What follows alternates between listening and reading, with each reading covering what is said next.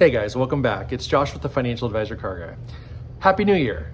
You're watching this right at the beginning of 2025, and I wanted to go ahead and give you guys a crazy update about the Volvo that we sold just a few weeks ago. So I was on Facebook, browsing Facebook Marketplace as I do, and I noticed that somebody had listed a Volvo that looked really familiar on December 20th. So a Friday, right before Christmas, the car was relisted. And sure enough, it is indeed the same car. It's the same lady who bought it from me is selling it. And if you guys remember the timeline, I'm just gonna kind of refresh your memories in case this is new to you. But basically, I bought a Volvo C30 as a 2010 for my daughter and her boyfriend to drive around while he was in town for Thanksgiving. Now, I bought that car on November 22nd. So I just bought it a few days before Thanksgiving. I think it was like the Friday before Thanksgiving.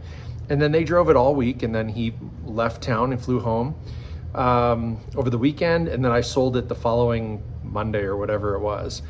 And so, you know, the long and short of it was I bought it on the 22nd. I sold it December 3rd.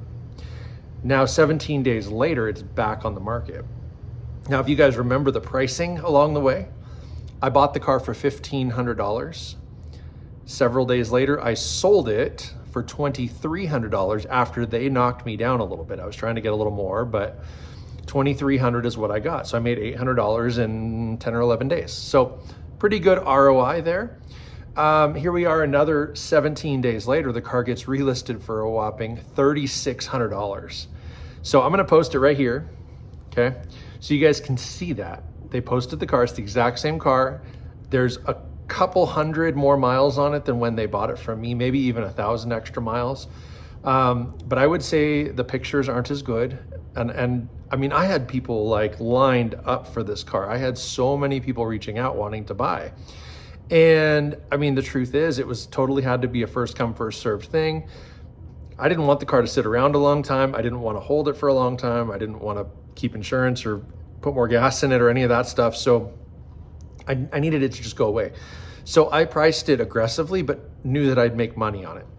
Well, they priced it even more aggressively. And so anyway, the long and short of it is my daughter, if you remember, knows the kid who bought the car.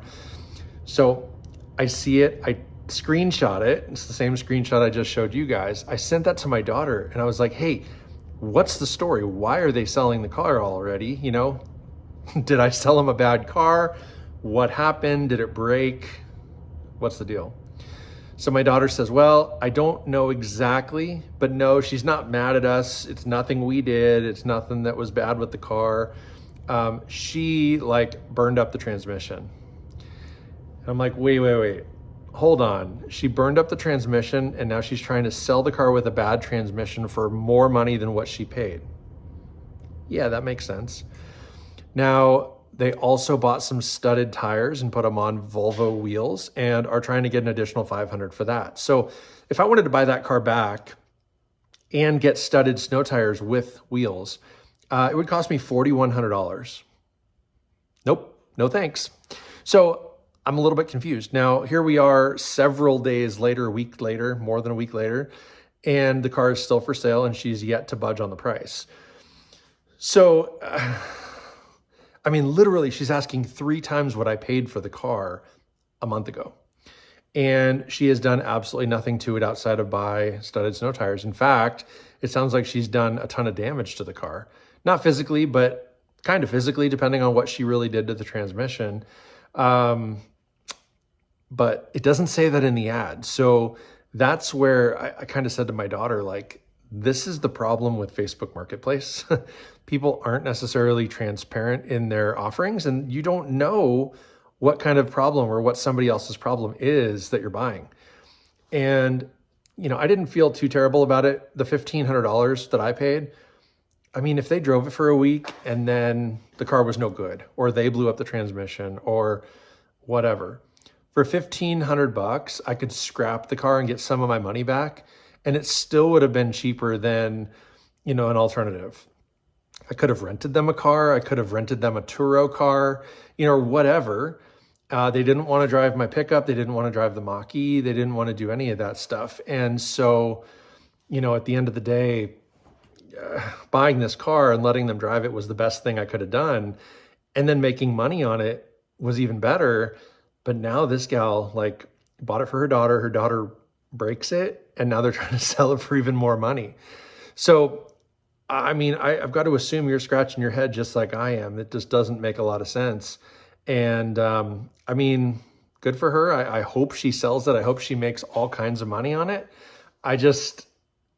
I'm cautious, or not cautious, but I'm concerned for the next buyer, because I really don't think that either my daughter, sorry, that was my tag here. Either my daughter doesn't know exactly what's broken on the car and is just hearing a rumor, or the girl doesn't really know, or maybe there's nothing wrong at all.